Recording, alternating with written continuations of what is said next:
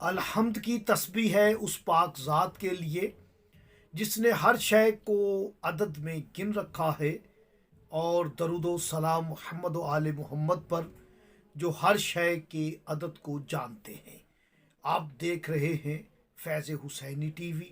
میں طالب علم حرف و عدد گلفام علی حسینی آپ سے مخاطب۔ میں آج آپ کو رمضان المبارک کی برکت سے ایک عمل ہدیہ کر رہا ہوں، جو کہ بہت ہی چند لوگ اس عمل کی حقیقت سے واقف ہیں، اور معصومین کا بھی فرمان ہے اس عمل کا۔ آپ نے سنا ہوگا تسبیح زہرا، تو آج جو عمل ہے وہ ہے تسبیح علی۔ تسبیح علی سے آپ واقف ہیں یا ناواقف ہیں، تو اس عمل سے واقفیت رکھنا، اس عمل کو یقین کے ساتھ کرنا، آپ کی جمعہ جو حاجات ہیں ان کا حصول فوراً ممکن ہے۔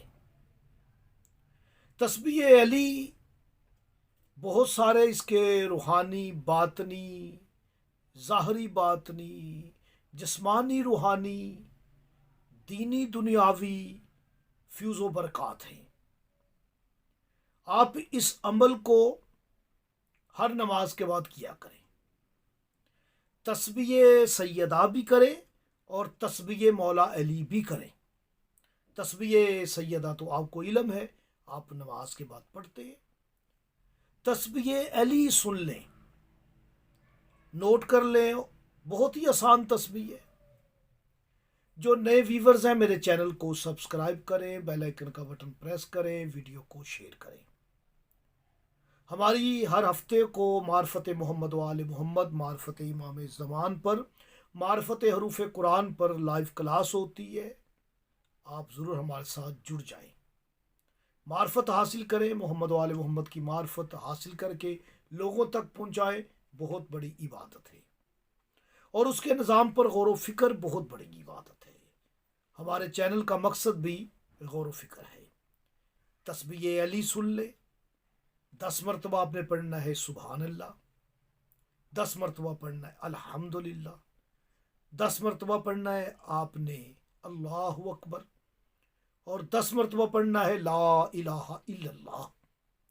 یہ تسبیح مولا علی علیہ السلام ہے۔ کوئی بھی مقصد ہے آپ کا، کوئی بھی حاجت ہے آپ کی، اس تسبیح کو نماز کے بعد کیا کریں، رات سوتے ہوئے کرا کریں، رات سوتے ہوئے کیا کریں۔ بہت بڑا عمل ہے۔ صبح اٹھتے ہوئے اس تسبیح کو کر کے اٹھیں، سارا دن شاندار گزرے گا۔